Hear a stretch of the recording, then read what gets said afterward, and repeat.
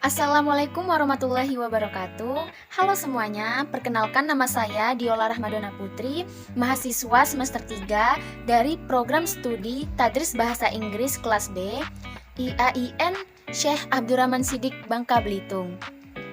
Baiklah, langsung saja di sini saya akan menjelaskan materi tentang fikih ibadah. Yang mencakup fikih ibadah yaitu toharoh, sholat, puasa, zakat, serta haji. Yang pertama ada toharoh. Toharoh di sini mencakup wudhu dan tayamum. Rukun wudhu dan bagian yang wajib dikenai air ketika kita berwudhu, yaitu yang pertama rukunnya ada niat. Yang kedua membasuh muka, kemudian membasuh tangan hingga ke siku, kemudian menyapu kepala, membasuh kaki hingga ke mata kaki, serta tertib. Nah, selebihnya itu adalah sunnah dari wudhu. Kemudian ada tayamum. Tayamum di sini dilakukan ketika dalam keadaan tertentu. Misalnya kita dalam perjalanan di bus kita tidak bisa wudhu, kita bisa tayamum. Kemudian jika kita dalam keadaan sakit, tidak boleh kena air, tidak bisa mandi, dan itu kita dianjurkan untuk bertayamum sesuai dengan syariat dan kaidah dalam Islam. Nah, rukun tayamum itu ada niat, menyapu wajah dengan debu yang bersih, serta menyapu tangan hingga ke siku, kemudian tertib. Kemudian ada sholat. Sholat merupakan perkataan dan perbuatan yang dilakukan dengan berbagai syarat tertentu, yang dimulai dari takbiratul ihram dan diakhiri dengan salam. Nah, salat di sini terdiri dari dua bagian, yaitu yang pertama ada sholat wajib dan sholat sunnah. Sholat wajib di sini yang mencakup sholat yang wajib dijalani oleh umat Islam setiap harinya. Ada subuh, zuhur, asar, maghrib, serta isya. Nah, itu tadi termasuk fardu ain. Ada juga sholat termaksud fardu kifayah seperti sholat Jumat, sholat menyolatkan jenazah, itu kan termasuk fardu kifayah, dimana jika sebagian muslim melaksanakan fardu kifayah tersebut, melaksanakan sholat tersebut, maka kewajiban muslim yang lainnya telah digugurkan. Nah, kemudian ada sholat jamak dan qashar. Jamak dan qashar ini diringankan untuk para musafir, misalnya dalam keadaan berkendara jauh. Misalnya untuk kasus sekarang banyak kan orang yang naik kendaraan umum seperti bus, kan nggak mungkin bus kita berhenti seenaknya karena kita pasti ngikut busnya. Jadi kita bisa melakukan sholat kita diganti atau melaksanakan sholat jamak dan qashar. Kemudian ada juga sholat sunnah. Macam-macam sholat sunnah termasuk juga banyak. Ada sholat jamaah, sholat tahajud, sholat Idul Fitri dan Idul Adha, sholat duha, sholat istisqa, sholat tahiyatul masjid, sholat gerhana, sholat tarawih, serta sholat witir. Nah, kemudian ada puasa. Puasa itu artinya kita menahan lapar dan dahaga serta nafsu mulai dari terbitnya matahari sampai terbenamnya matahari. Adapun macam-macam puasa, ada puasa wajib dan puasa sunnah. Puasa wajib ketika puasa bulan Ramadan, ada juga karena sebab tertentu atau kafarot, serta puasa wajib seperti puasa nazar, sehingga kita wajib melaksanakan puasa karena kita tadi bernazar. Kemudian ada puasa sunnah. Puasa sunnah terdiri dari puasa bulan Syawal, puasa Arafah, puasa tanggal 9 dan 10 Muharram, puasa 3 hari setiap bulan, sebaiknya dilakukan pada tanggal 13, 14, dan 15. Ada juga puasa Senin dan Kamis, serta puasa bulan Muharram dan Sya'ban. Nah, hal-hal yang membatalkan puasa banyak ya, misalnya seperti makan dan minum, itu sangat-sangat membatalkan puasa. Terus memasukkan sesuatu ke dalam kemaluan, kemudian muntah dengan sengaja, bersetubuh, keluar mani dengan sebab mubasyarah, haid dan nifas, gila, serta murtad. Nah, sunah-sunah puasa tuh menyegerakan berbuka bila telah terbenam matahari, melambatkan makan sahur atau makan pada waktu sahur. Selanjutnya ada zakat. Pasti ketika bulan Ramadan atau hampir mendekati akhir Ramadan, kita setiap muslim wajib membayar zakat. Atau zakat ini kan suatu hak Allah yang dikeluarkan kepada seseorang tertentu dengan syarat-syarat tertentu. Nah, harta yang wajib dizakat itu kalau hewan ternak tuh ada zakat unta, zakat kambing, zakat ternak bercampur kayak sapi dan sebagainya. Kemudian ada zakat emas dan perak. Kemudian kalau tanaman hasil dari bumi seperti zakat buah-buahan, biji-bijian, barang dagangan, hasil tambang, zakat rikas, serta zakat fitrah. Tapi di Indonesia kita sering sekali menggunakan zakat fitrah seperti beras khususnya. Karena beras merupakan makanan pokok orang Indonesia. Jadi tidak lain ketika orang muslim Indonesia mengeluarkan zakat fitrah dengan makanan pokok orang Indonesia, yaitu beras. Cara pembayaran zakat tuh ada menyerahkan sendiri zakatnya kepada mustahik zakat, kemudian mewakilkan seseorang untuk menyampaikannya, serta menyerahkan kepada pemerintah atau petugas yang sudah ditunjukkan untuknya untuk ambil zakat. Kan biasanya ketika kita membayar zakat kepada ambil zakat yang sudah ditentukan oleh kepala desa tersebut kan biasanya. Nah, kemudian mustahik zakat, maksudnya orang yang berhak menerima zakat, yaitu ada amil. Amil itu orang yang khusus ditugaskan oleh pemerintah untuk mengurusi zakat. Kemudian ada fakir, orang yang memiliki harta ataupun yang memadai sehingga sebagian besar kebutuhannya tidak terpenuhi. Kemudian ada miskin, orang yang memiliki harta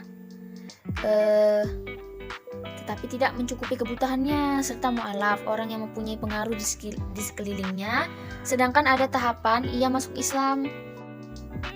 Ada juga fi'al rizab, artinya itu para budak yang dijanjikan akan merdeka bila dibayar sejumlah harta kepada tuannya. Kemudian ada garimun atau orang yang berutang.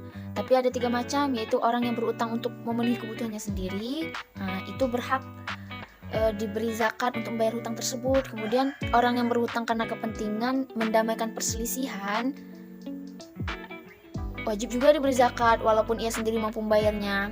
Kemudian ada orang yang berhutang karena ia menjamin hutang orang lain, ia diberi bagian zakat untuk membayar hutang.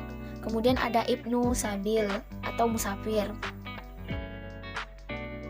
Nah, musafir di sini bagi para pejalan tidak ditunjukkan untuk maksiat. Maksudnya para pejalan berjuang di jalan Allah misalnya, tidak untuk maksiat.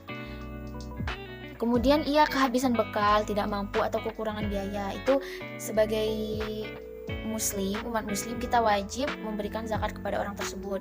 Dan yang terakhir ada fisabilillah, orang yang berperang di jalan Allah secara rela atau tanpa mendapat gaji dari pemerintah, tanpa pamrih orang tersebut melakukan peperangan tersebut.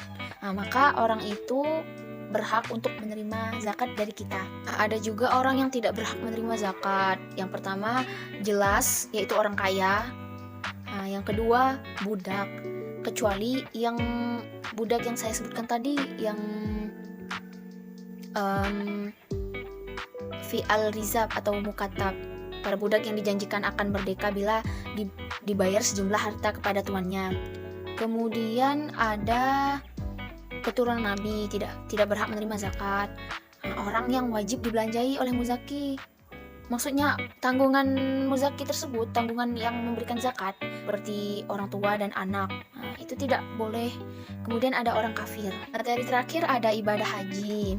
Ibadah haji ini menyengaja mengunjungi Ka'bah demi melakukan ibadah tertentu, baik berupa tawaf, sa'i, wukuf di Arafah, dan lain sebagainya. Syarat-syarat wajib haji ini Islam, yang jelas bukan orang kafir. Kemudian mampu di sini baik sehat, akal, badan juga kemudian balik atau berakal, kemudian merdeka, bukan yang termaksud budak. Kemudian ada cara pelaksanaan haji atau rukun haji. Yang pertama tuh ada ihram atau niat. Pastikan kita dalam melaksanakan sesuatu itu harus didahului dengan niat, baik itu wudhu, sholat, maupun haji. Kemudian ada wukuf, ada tawaf, atau mengelilingi Ka'bah, ada sa'i, juga bermalaman di Musdalifah, melempar jumroh, bercukur, tahalul, dan tertib. Ada juga macam-macam haji, ada haji wajib dan haji sunnah. Haji wajib di sini maksudnya dalam rukun Islam kan yang kelima itu ada haji yang terakhir, yaitu sekali seumur hidup dilakukan oleh orang muslimin dan muslimat yang termasuk dilakukan ke dalam nazar. Tetapi haji wajib di sini diwajibkan untuk orang yang mampu melaksanakan haji tersebut.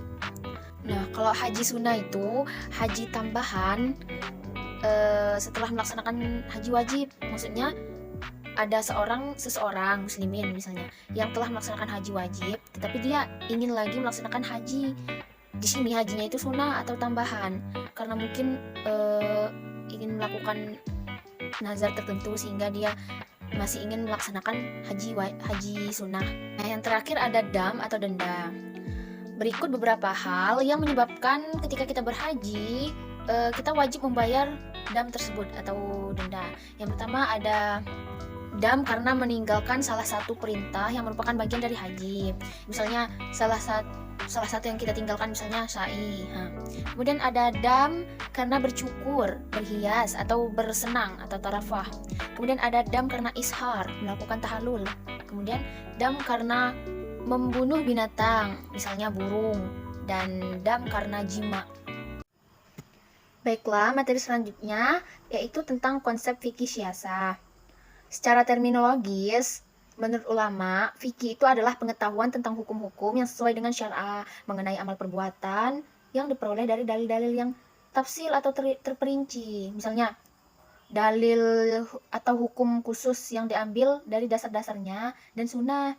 Terus kata syiasah atau politik juga diambil dari kata sasa yang artinya yaitu memimpin atau memerintah, mengatur, dan melatih. Kemudian di sini ada kajian fikih.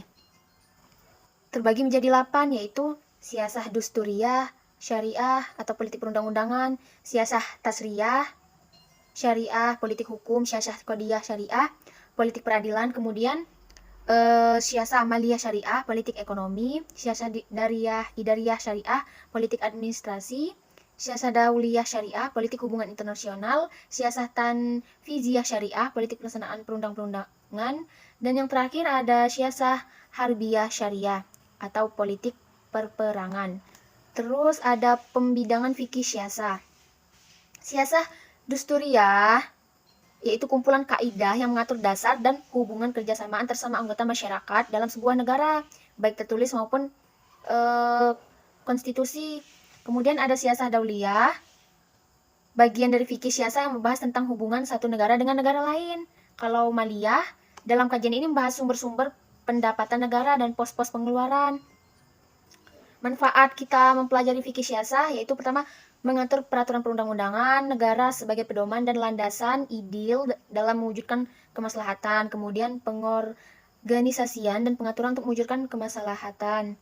Dan ada juga mengatur hubungan antara pengusaha dan rakyat serta hak dan kewajiban masing-masing dalam mencapai tujuan negara.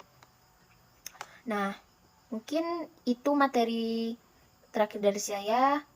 Kurang lebihnya saya minta maaf. Semoga video ini berguna bagi kita semua, khususnya bagi saya. Akhirul kalam, wassalamualaikum warahmatullahi wabarakatuh.